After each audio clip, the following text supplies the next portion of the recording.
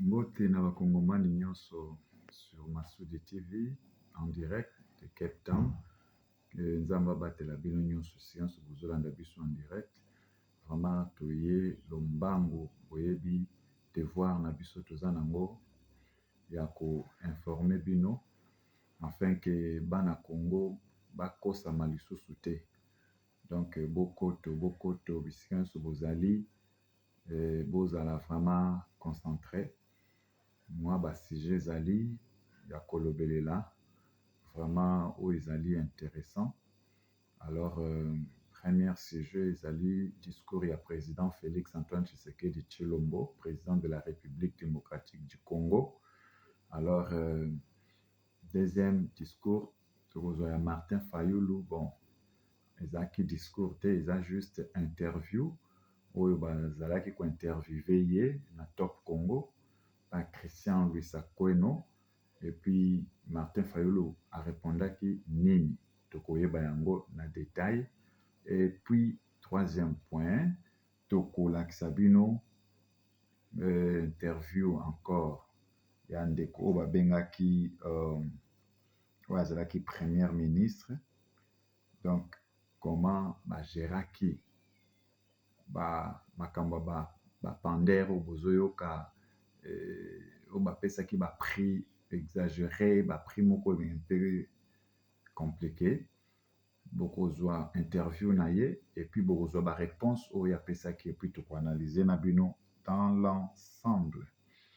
Alors toza lisusu na news moko ya suka etikali ezali ba M23 bauti kozwa lisusu localité na biso moko ya Congo.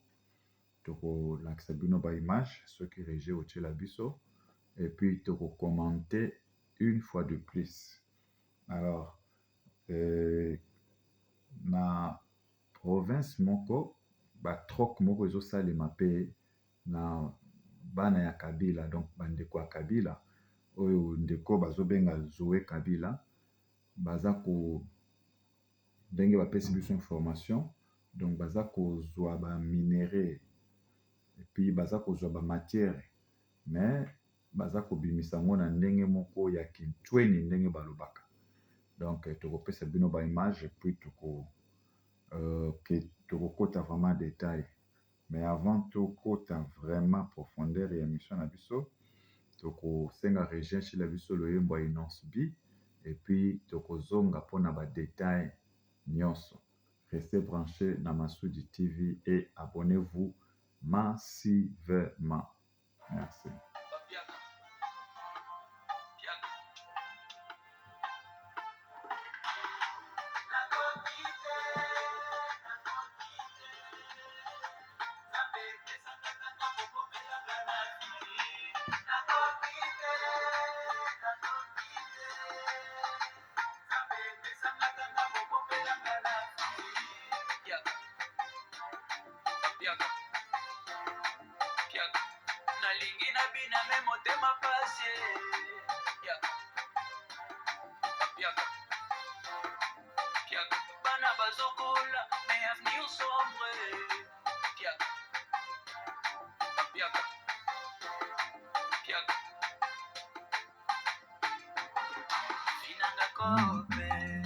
Vinanga choqué, je cherche ma route au bout du tunnel pour mon lumière. Dans la tokungite là, Koloko wela wela, Bateina nazala mobola, nazela bomengo na lola. Bango baliaka biso tozela, bango batonda biso soitomela. Bona nini bongo, motema ezosuka, baboyi na kota. Nani akolobela baye bazanga, awa esi boteka mawa.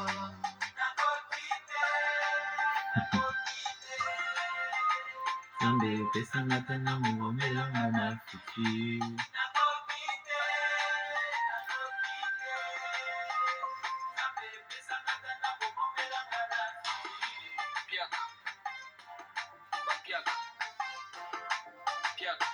Nalingi na fete mena este pase.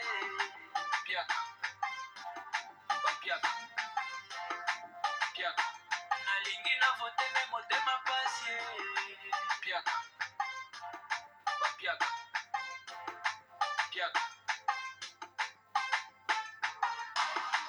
pesanga mwinano landela banzela mitema ebukana bozanga volonté kobongisa touti bomona na bapasi tozali kokola na basouffrance tozela kobongana kikokono neti kaka nalimwana mungwa lokola mungwa na bilei chance basombaka te rambe na ngai esimbi te motema ezosuka bamoi na kota nani akolobela baye bazanga awa esi bateka mawa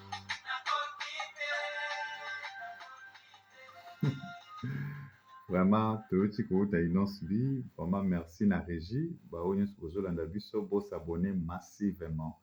Massivement. Vraiment, loyembo oyo ya Innonce B, je pense que ebetaka na Congo te. Pourquoi ebetaka na Congo te? Boya loyembo ebeta na Congo parce que na Congo, gouvernement ya Congo ezali gouvernement ya ba voleur, na ya ba miyibi, na ya ba assassin. C'est l'une des raisons baboya loyembo oyo eyembama. Mais esengelaki nzembo oyo eyembama parce que ezali nzembo moko patriotique oyo eza ko réveiller conscience ya ba miyibi comme ba miyibi na Congo balingaka te conscience na bango ezala réveiller baboya nzembo ebetama. Mais c'est malheureux parce que mboka Congo makambo ezokende malamu te. Et enfin balobaki trop de gauche à droite concernant deal au gouvernement congolais azosala na États-Unis.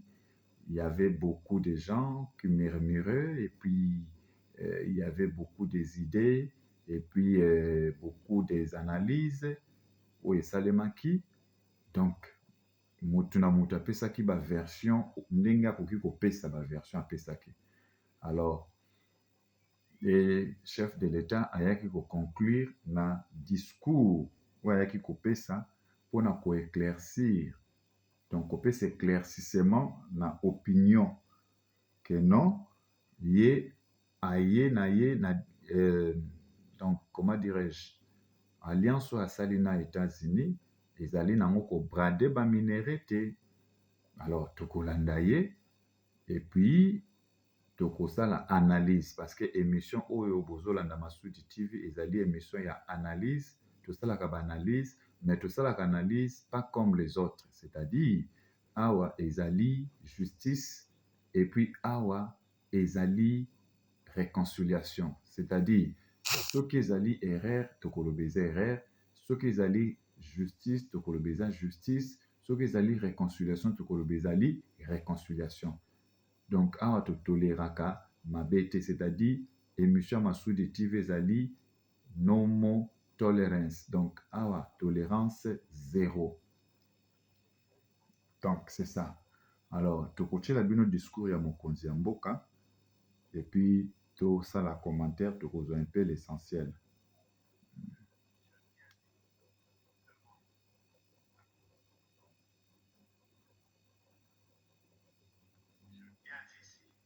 Devant vous, à réaffirmer solennellement ce que j'ai toujours défendu. Jamais, mais au grand jamais, je ne braderai les richesses de la République démocratique du Congo.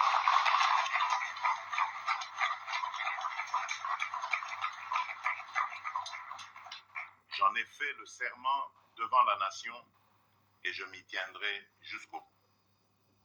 J'en appelle donc à la conscience des journalistes. Dans un contexte aussi sensible, votre responsabilité est immense. Veillez à toujours croiser vos sources, à vous rapprocher des canaux officiels d'information et à ne jamais vous faire, même involontairement, les relais des ennemis de la patrie. La liberté d'informer est sacrée, mais elle exige plus que jamais rigueur, éthique et loyauté envers la vérité et l'intérêt supérieur de notre peuple. Je pense que Tolandi, tozozongisa mpona bao bayokaki te.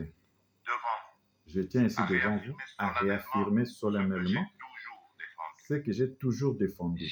Jamais. Mais au grand jamais, je ne braderai. Donc, awa nde tozwi juste résumé pour bamosusu babunga te. Yango nde tokosalela analyse na biso avant toleka na point mosusu oyo mpe ezali essentiel. Bon, mes frères et sœurs, je pense que tout le monde azali kolanda biso nde toti koloba awa. Bon, de part et d'autre basalaki baanalyse bamosusu balobi gauche, droite, est, ouest. Alors, siko analyse ya Masudi TV ezali nini? Analyse na biso ezali nini? Bon, président de la République alobi que jamais akobrade jamais richesse ya RDC apesa yango na États-Unis. Oui, on est d'accord parce que ce n'est pas normal que non, président Nabuso azwa richesse ya RDC apesa na États-Unis nyonso. Et puis États-Unis apesa ye sécurité. Et puis, non, on ne peut pas croire à ça. Mais si biso toujours juger président Nabuso par rapport à des éléments autour sur le terrain. Parce que les lots président Lobi ba minéré Nabuso ko brader à mon États-Unis té. Alors, ba signer ba accord.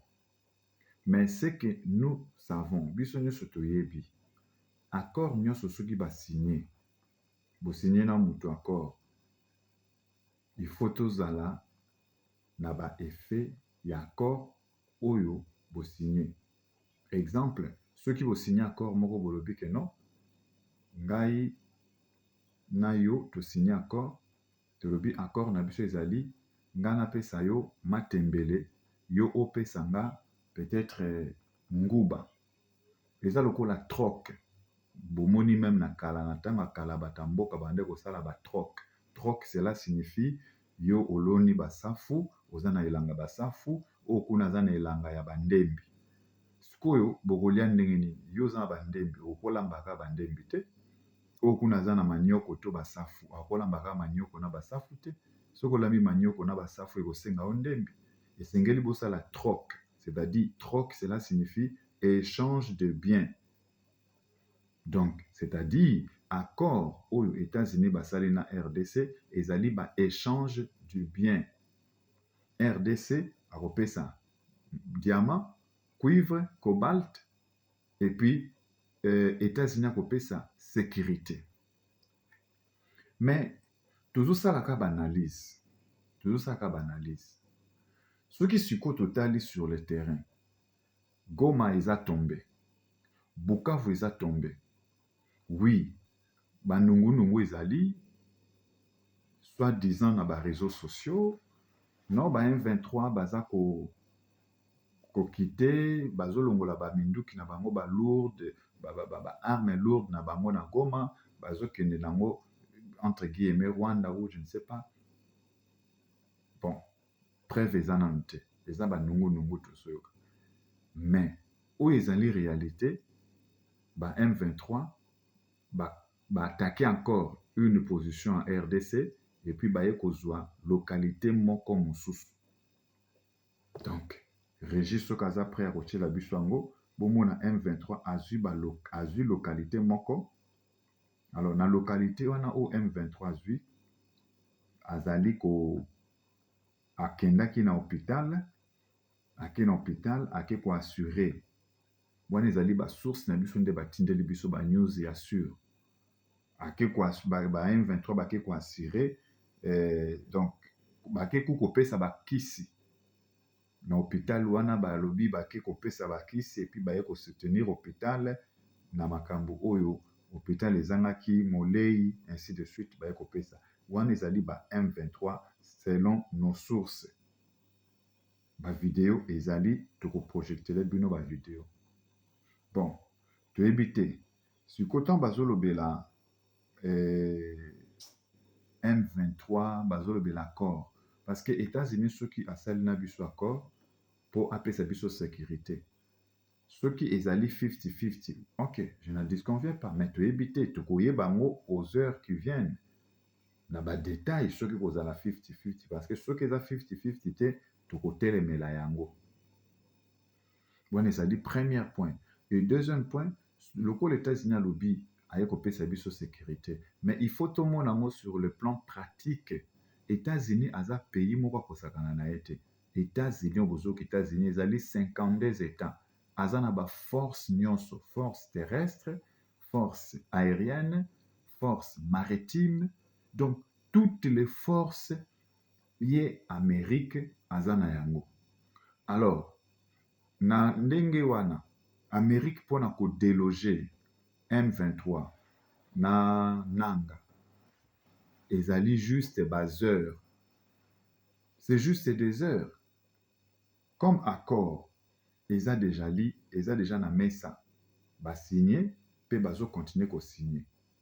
Alors nde tosengaki quand est baaméricain bakobenganela biso nanga na Willy Ngoma, les deux aventuriers oyo babomi bacongolais. C'est ça. Parce que tant balobi accord, il faut tout le monde fait sur le terrain. Donc cela signifie ce qui réellement accord ya Félix na ba-américain pour te confirmer ango qu'ils allaient vraiment accord et sengeli Félix Tshisekedi notre président asenga na Trump na 24 heures Trump apesa mitindo na bavoyou ya M23 na voyou ya Willy Ngoma batika Goma, batika Bukavu, batika ba localité oyo baza ko continuer kozwa. Bomoni? Mais soki jusqu'à présent bazoloba bakocha sécurité, mais ba M23 baza ko approcher bazo poussa na malembe wana ezali accord te, mais ezali masano oyo babengaka nzango. Peuple congolais akoki kozela pe na accord wana te, wana ekomi baventure. C'est ça ce qu'il faut noter. Donc pour accord wana ezala accord au peuple congolais oki kotia espoir, il faut d'abord baméricain bapesa 24 heures na bavoyou ya M23 na bavoyou ya nanga ba déloger na Goma. Alors bino bato bozolanda Masudi TV, bino bato bovandaka na mokonzi ya mboka boyebisa ye bakosa ye te, parce que accord nyonso ezalaka na donc ezalaka na rapport de force sur le terrain.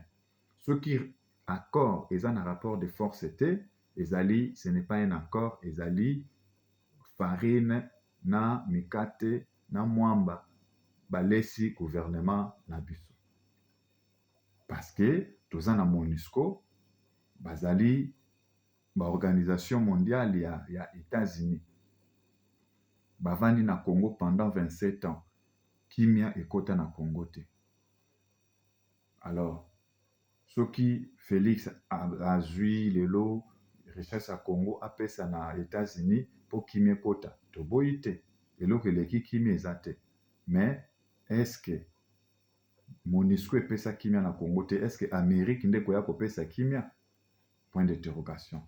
Donc c'est ça ce qu'il faut noter na premier point otuti koloba a bandeko toleki lombangu na point ya mibale. Point ya mibale ezali nini? Ndeko oyo tobengaka Martin Fayulu. Bon, ndeko Martin Fayulu tokolanda muke discours na ye, mais Martin Fayulu na munoko na ye azoloba boye, alobi esengeli tolimbisa nanga na ba M23 na Kabila.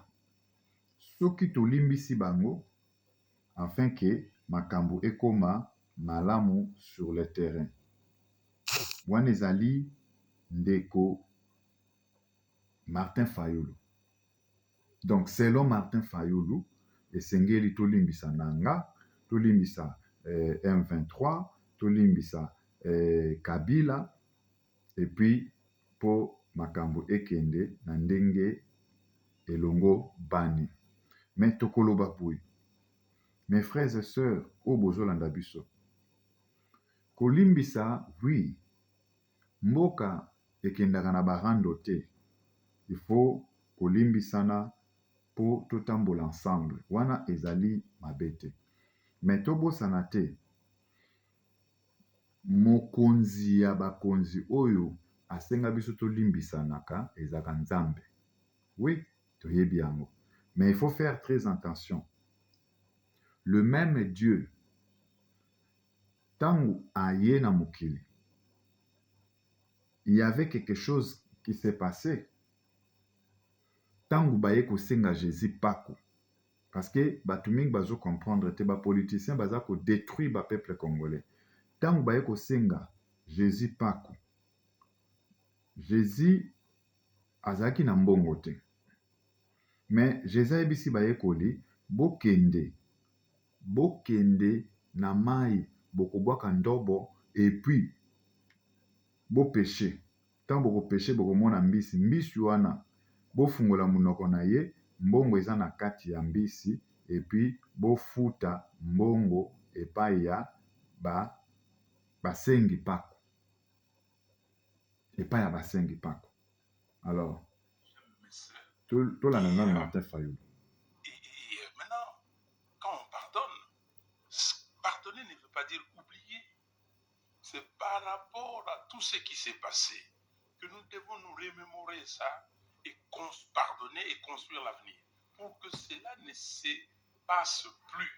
Et c'est ça l'avantage du pardon. C'est ça l'essence du pardon. Dans votre bonté, je voudrais vous poser trois questions directes. Aujourd'hui, vous dites quoi? Félix Tshisekedi est président de la République? Mais ça, vous nous dites de fait. Ah ouais, Tobandela. Et maintenant, quand on pardonne, pardonner ne veut pas dire oublier. C'est par rapport à tout ce qui s'est passé que nous devons nous remémorer ça et pardonner et construire l'avenir pour que cela ne se passe plus. Et c'est ça l'avantage du pardon. C'est ça l'essence du pardon. Bon, Binomoro Boyoki, Martin Fayulu, un homme confusionniste. Donc, kaka yemoko mutazolo ba pardon, et puis kaka yemoko, il se contredit soi-même. Donc, banda na botama, na mona ba politicien, mais na tikala ko mona politicien, oyo azali na contradiction ya yemoko, ya maloba na ye.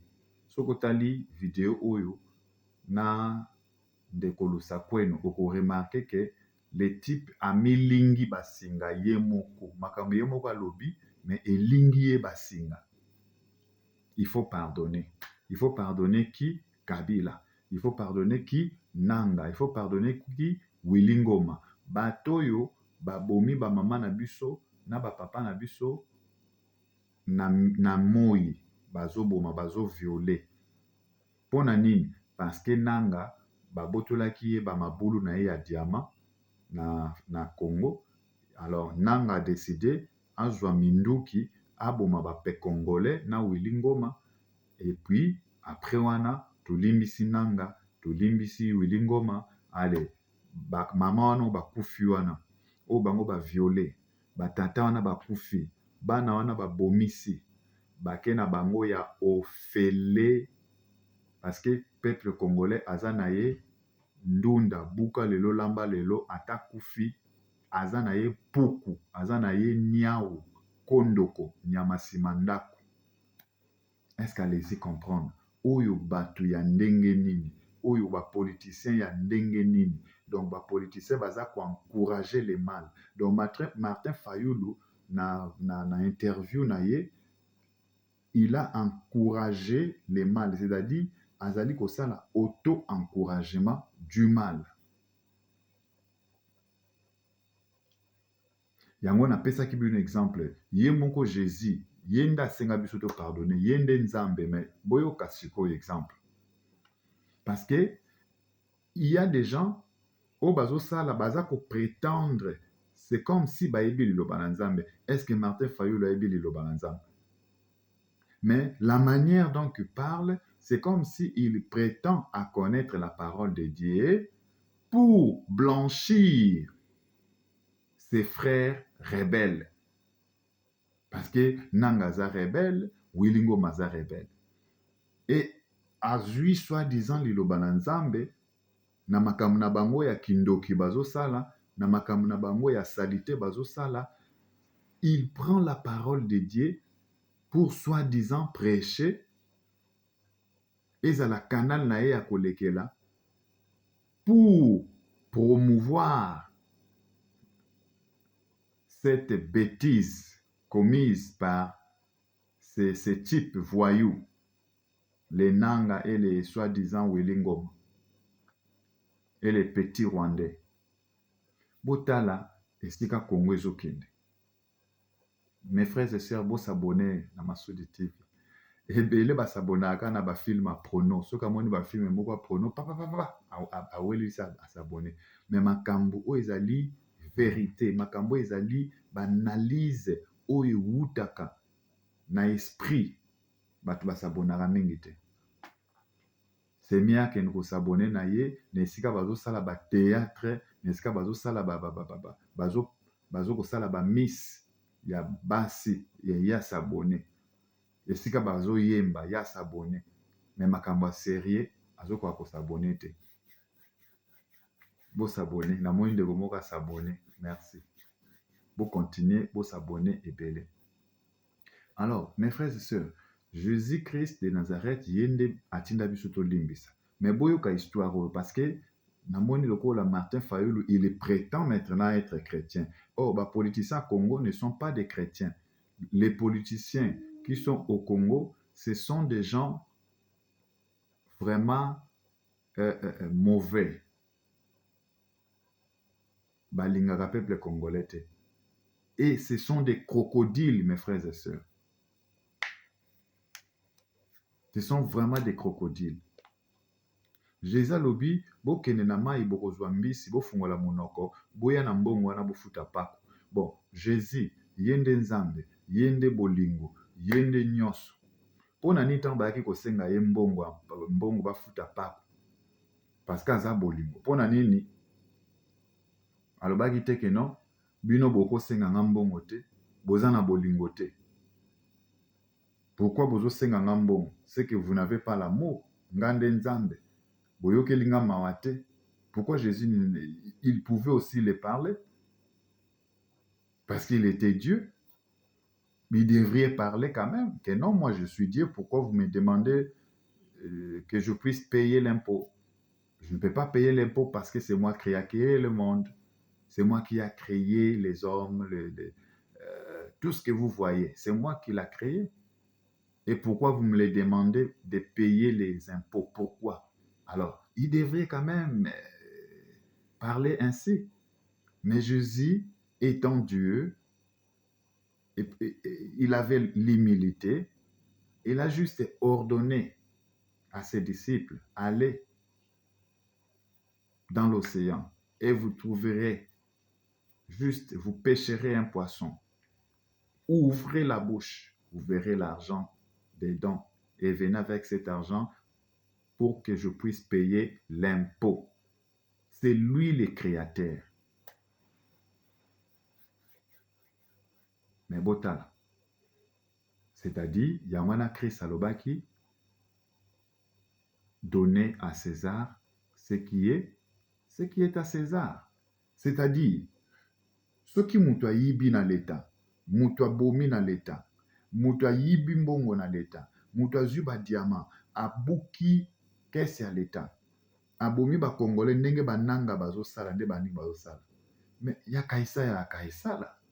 C'est-à-dire, il y a l'État, il faut pas la juger. Même ceux qui nzamba limbi sur. Mais, conséquence, il faut y la yo. Conséquence ya bananga, conséquence ya ba Wilingoma, il faut bazala juger ba katela bango selon mabe na bango. Ceux qui sengi ba pendre bango ba boma bango, c'est ça l'amour de Dieu. Il doit être persécuté. Ils seront persécutés selon la loi. C'est ça la parole de Dieu. Dieu n'est pas un lâche. Au bat bazako kanisa. Yango moni même na Bible, il y a des lois. Oyo Nzamba pesaka Moïse, Exode chapitre 20, verset 13. Il est écrit, tu ne tueras point. Mais Nanga tué, Wilingoma tué. Et dans la même parole, si quelqu'un tue, il sera tué. Dans la même parole. Bon, naebite awa, Martin Fayoulou, aingaka te abiso Bible nini, je ne sais pas, bon. J'aime mes sœurs. Et maintenant, quand on pardonne, j'aime mes sœurs. Et maintenant, quand on pardonne, pardonner ne veut pas dire oublier. C'est par rapport à tout ce qui s'est passé que nous devons nous remémorer ça et pardonner et construire l'avenir pour que cela ne se passe plus. Et c'est ça l'avantage du pardon. C'est ça l'essence du pardon. Donc, un confusionniste n'a niveau moko impossible. Un confusionniste. Yemoko Yesu Koloba, pardon n'est pas oublié. Oh, non. Martin Banani, soi-disant, 1,23, Wilingoma, Nanga, bango mabe basali na Congo, ceux qui vont senga nzambe bolimbis. Parce que Dieu pardonne, oui. Peuple congolais aussi, à qui n'a kolimbisa bango, oui. Mais les conséquences, et kozala l'État congolais, notre l'État, Nzambe alobi, ya l'État, ya Kaisala. Donc ya Kaisala, il faut pas juger Nanga. Yo Nanga, okenda kosima minduki pona nini. Okenda koboma ba mama na Goma pona nini. Osalaki we pona nini. Alors, na ndenge yo sali, na crime yo sali, c'est le crime contre l'humanité. Ozo mérité soit ba pendre yo, soit ba tumba yo na ba pays kutu kwa ba Chine, ba ko tumbo en plein air. Ba tumbi okufi. Mais lokola ba Congo, ba ye ko embryer bino na ba terme ya ba mindele, la démocratie. Dans le lot, ceux qui mutu mususu amoni que non, bazo fute salaire à muke, ake na ya kotizamba bomi batu. Parce que, soi-disant, la démocratie. Et, tozo kendewa. Donc, ba Congolais, bolanda ba politicien te, bo sangana, to zala moko, to boya, ba politicien ya lokuta. Martin Fayoulou, vraiment, tu veux éviter, azaka politicien, ou bien azalaka, bon, je ne sais pas, mouta théâtre, salagane théâtre, on ne sait pas. Tu veux éviter plan si tu replacer un décor. Alors, toko zwa ndeko moko auto tukwebisa bino ndeko ba lampadaire oyoka ba kombo tambola tokotela bino video avant ba commentaire tolanda tolingi jouissance mingi soki mbongo ezali tokabola nano toko réfléchir après mbongo a projet eye tokaboli nano toko réfléchir après c'est ça le problème mbongo eye fonctionnement tokaboli tomipesi basalaire baprime toko réfléchir après comment veux-tu expliquer que na premier mandat mobimba l'État a créé 53 établissements publics à Sika. Donc c'est des gens qu'il faut payer et tout ça. Et puis on les crée en cours d'année. Même pas de prévision budgétaire. Oui, on les crée qui 53 en 5 ans. Donc, et puis ils commencent à recruter et puis ils n'ont même pas de cadre limite. Alors, comment recruter, tout ça. Comment veux-tu qu'on s'en sorte? C'est ça le fond du problème. Mais bon, je ne sais pas si ça ne va pas. Ma conseil de ministre, non, on est à l'isoni. Tu vois, mais ça simple, ça matata. Mais ça veut moko comme tout ça, famille moko, famille Congo, il faut qu'on attende à expliquer à tout pas comprendre ça. Mais il faut peu courage à ça maintenant pour avancer. Erreur n'angai peut-être des qui n'ont aucun bango bango. Pourquoi? Parce que nous avons une expérience de Bambo Kebele. Donc nous avons un outil que ici koyo ils amabe. Parce que mbangu obimi fo mutu. Bala tisio kindoki. Est-ce que vraiment oyo mboka oyo ya Congo ezalaka mboka ou bien epumbwaka na butu? To répondre bandeko na nga bino moko boyoka donc komba moto oyo nalingaka kotanga yango te mpo ezomatisa kanda epuis Congo eza na chance te. Donc moto azalaki soumise ya kopesa bacongolais espoir, ya kopesa bacongolais kimia, ya kopesa bacongolais oyo bazangi batiaki ye na ministère wana, azalaki na possibilité de travailler pour que le peuple congolais puisse être heureux. Mais boyoka makambo azolo. Mais donc mbongo nyonso ya ministère bakabolaka yango. Mbongo nyonso ya Congo bazokabola yango, batika ba fonctionnaire, batika ba soda, c'est à peine même na ki soda comme aux moins $500, mais na Congo ezaka ba soda te, eza ba fonctionnaire, eza ba donc ba département eza tellement ebele. Soko kei budget ya l'État congolaise, donc 90% bazokabola mona ba miyibi oyo boyokia. Mais bota na ba pays mosusu. Vous voulez connaître le salaire mensuel des dirigeants européens? C'est parti. On commence du plus petit. Au Kosovo, Vjosa Osmani gagne environ 3 000 € par mois. En Monténégro, Jakov Milatovic touche aussi 3 000 €. Du côté de l'Albanie, Bajram Begaj perçoit la même somme, 3 000 €. En Bosnie-Herzégovine, Jelko Komšić gagne lui aussi 3 000 € mensuels. En Serbie, Aleksandar Vučić gagne un peu plus, autour de 4 000 €. La Moldavie, avec Maia Sandu, est dans la même fourchette, 4 000 €. En Lettonie, Edgar Rinkevich reçoit 4 500 € par mois. Pour la Hongrie, Tamas Suliok touche 5 000 €. À Malte, Myriam Spiteri Debono gagne également 5 000 €. En Roumanie, Klaus Iohannis perçoit 5 000 €. En Slovénie, Natasha Pirc-Moussard est sur ce même montant, 5 000 €. En Ukraine, Volodymyr Zelensky gagne aussi 5 000 €. En Croatie, Zoran Milanovic touche 6 000 € par mois. En Estonie, Alar Karis gagne 6 000 €. En Lituanie, Gitanas Nausėda... Bandeko, mulongo eza mulayi. Donc, oyo ba président de la République, bazo biso président de la République azo gagné 5 000 €. Député azo gagné 3 000 €. Est-ce que c'est ça ce qui se passe au Congo? Yango moni, mokolo gouvernement responsable koya.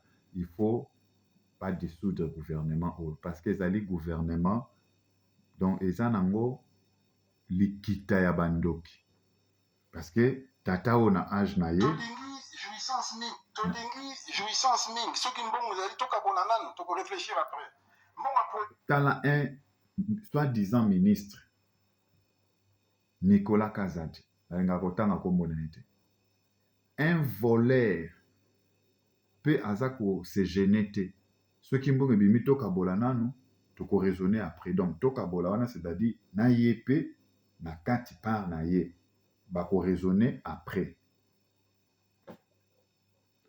Ah, c'est pas possible, hein? Botala niveau. Ce qu'au gouvernement yo ba congolais bazozela makambe bonga, mboke bonga, tala kindoki basala bagenda basala na parlement. Donc, budget nyonso ya Congo sur 100%, donc 90% bamiyibi oyo bake okabolango. C'est ça le problème. Bon, fonctionnement, ton caboli, ton petit salaire, ma prime, tu peux réfléchir après. Comment veux-tu expliquer que le premier mandat Mobimba, l'État a créé 53 établissements publics Yassika. 53 établissements publics Yassika. C'est-à-dire, c'est-à-dire, logiquement parlant, gouvernement basa censé chaque ministre azali censé abongisa na domaine na ye. Soki oza ministre agriculture, bongisa. Soki oza ministre ya intérieur, travailler côté na yo pour na mboka évoluer. Mais bango na ministère oyo ya ndeko ya Nicolas Kazadi, ministère oyo ya bande ko gérer ya RDC, na kati ba former plus de 53 encore départements. Donc, c'est-à-dire 53 départements, on a dit département ya ba miyibi po ba bimisa mbongo na ndenge ya mafia.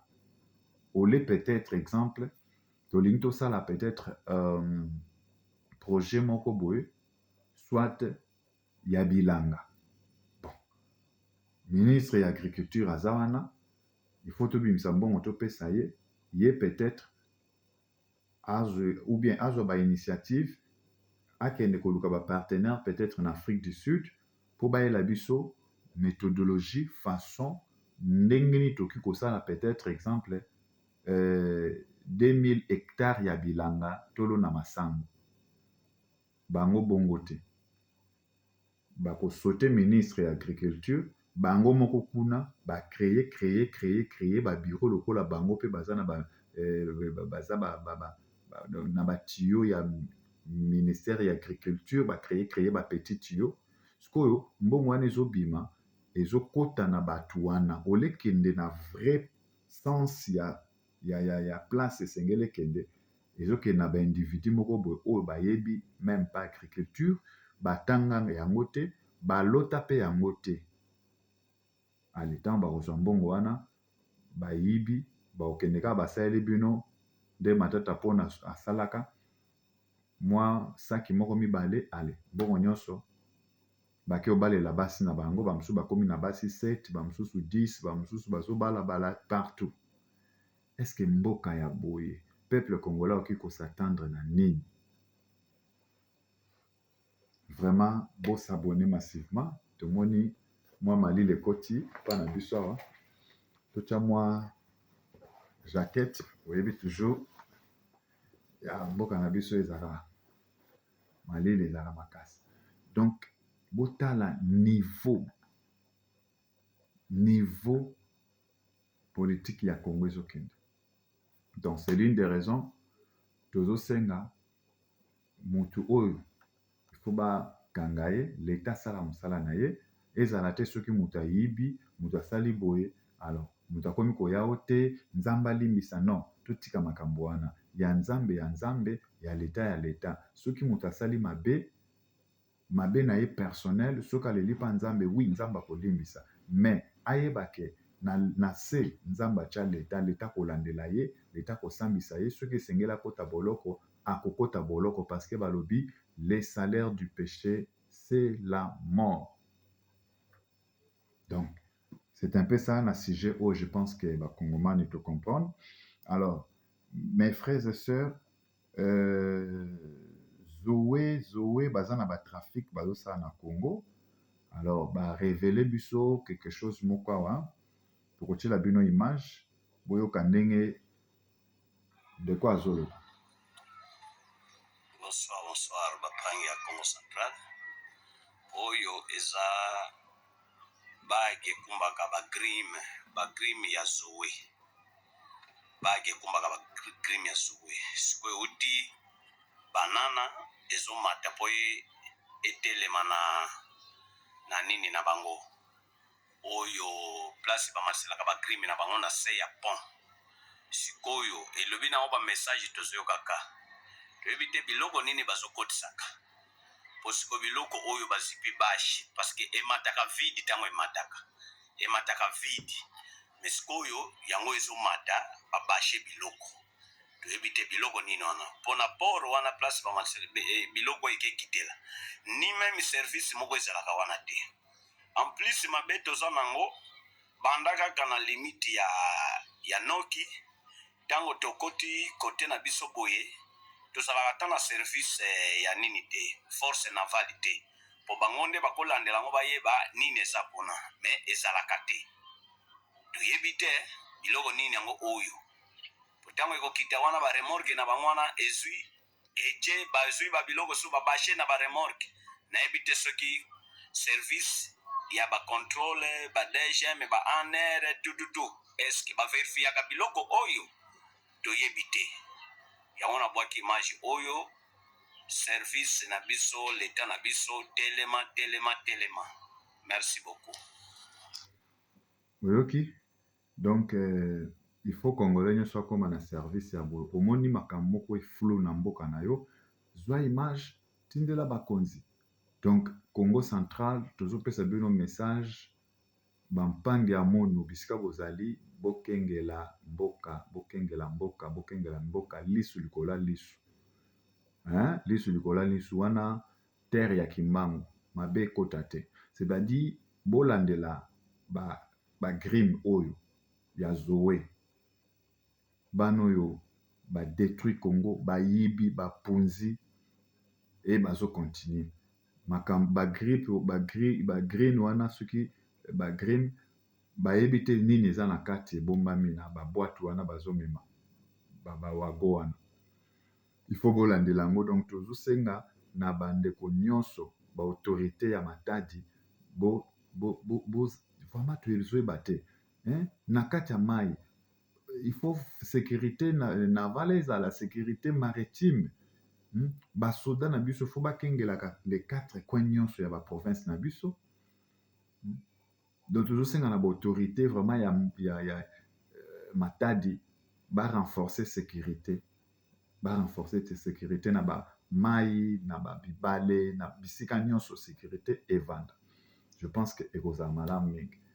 Donc vraiment merci beaucoup na balani nyonso na biso ya Masudi TV. Vraiment beau s'abonner massivement bobolanda Masudi TV. Nzambe abatela bino tokomi presque na suka émission na biso.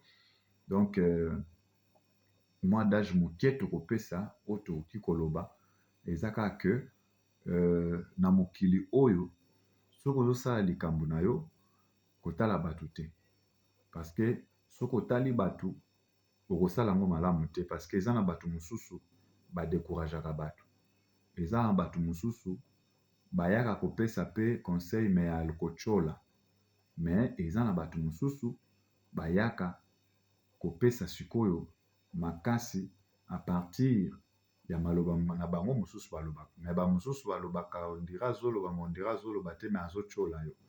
Alors na lolenge ya bato wana misato yo pesaka mingi litoi na moto azopesa kaka courage ya kokende liboso kotalaka te oyo ezoloba mapa ya bato, me yo tala nde oyo ozosala na oyo ezolobela yo osala ya malamu na bongo ekozala malamu. Vraiment tokomonana lobi encore bainfo oyo nyonso tokozala nango tokozala wana mpona koinforme bino topesi bakongomani nyonso mbote esika nyonso bozali na Afrique, Europe, Asie, Amérique. Vraiment que Dieu vous bénisse et à demain. Que Dieu vous bénisse. Bye bye. Ciao.